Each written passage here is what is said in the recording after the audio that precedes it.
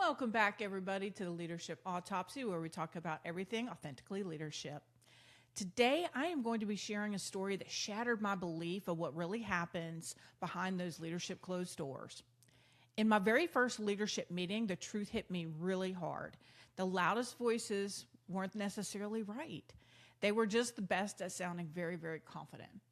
If you want to know how to not lose trust with your team or your peers, you need to stay to the end of this episode because I'm going to give you tips as leaders to protect your credibility.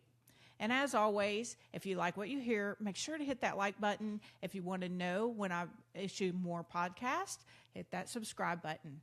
So let's get into this interrogation of what really happens behind those closed doors. 1, 2, 3, 4.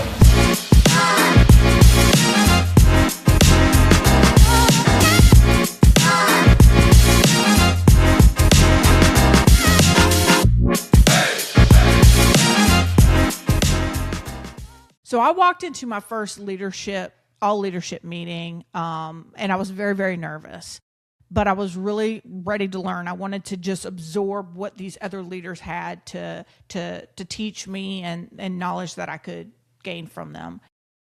I was listening hard to the leaders in the room, taking everything in, trying to understand how real leaders think.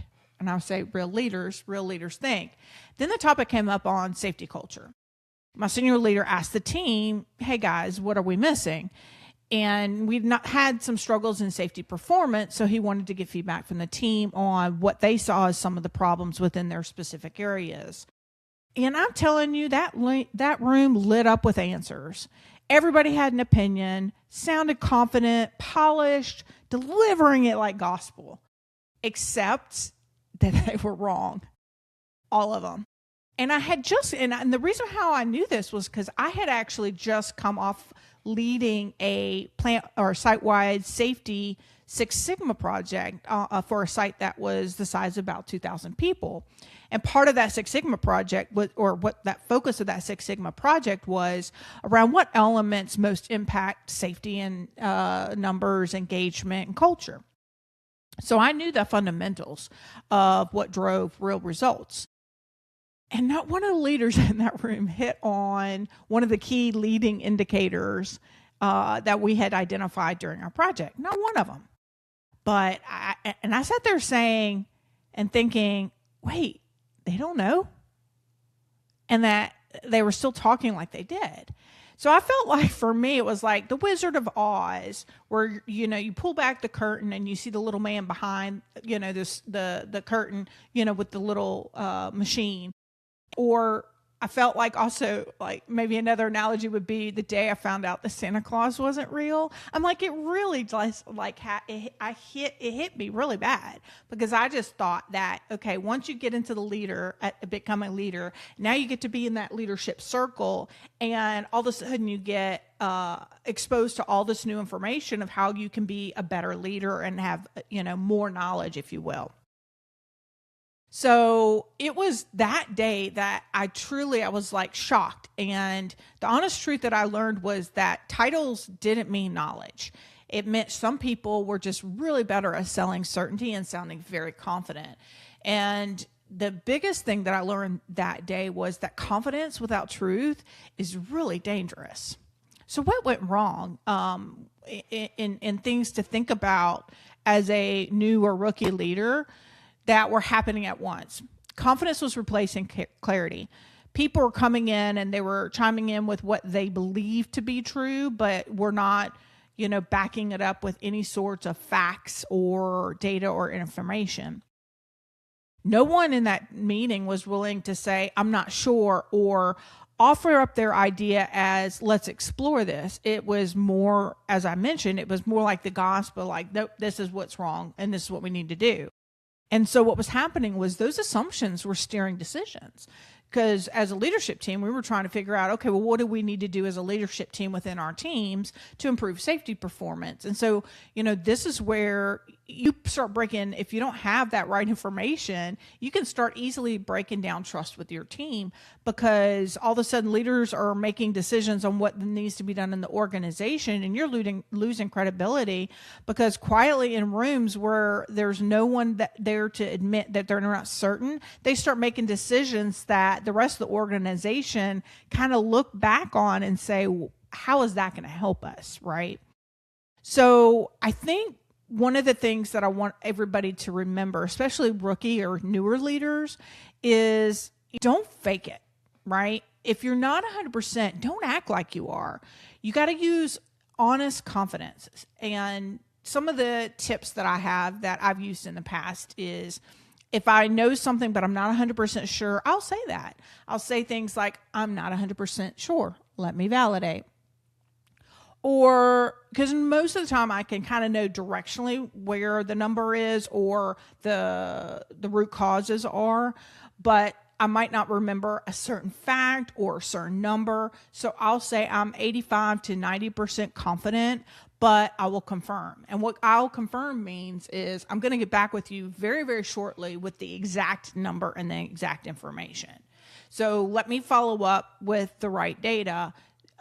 Is also something that I'll use. If I absolutely don't know, I will say, before I speak, let me go get the data and make sure that I represent it properly before I misspeak about information that I'm not 100% sure on. But this is confidence as well. It shows your ability to be vulnerable, but to say, especially in that follow-up, because if it's a quick follow-up, I can go get the information because I know my organization has it, but maybe I don't have enough insight that I don't want to give misdirection to the organization, right? So let me go back to my team, get the information. I will follow up with you. And that is real talk when you get into these leadership meetings. So it's important, to do these type of things because it protects your credibility.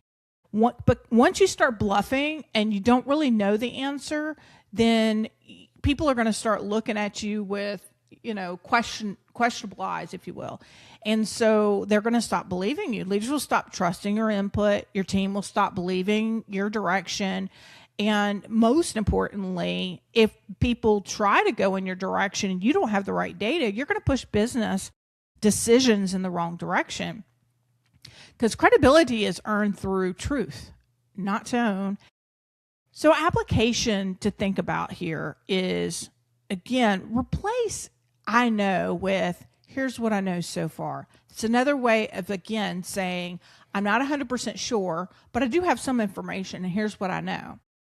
The other piece, as I mentioned, is make sure that your follow-up is fast. Credibility lives in follow-up. It's, how fast I can get you that information. Don't let it take a week or two, or allow time for somebody to go back with you and say, okay, what did you find? You want to get ahead of that. That's leading. Go back, say, I'm not 100% sure. Let me get the data, quickly follow up with the data and respond back to the people that were in the group, the leaders in the group that you were talking with.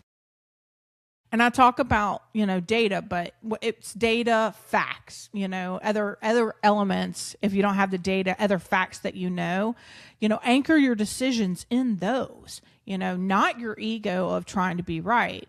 Because at the end of the day, you need a model of humility, because the goal isn't to be right. The goal is to get it right.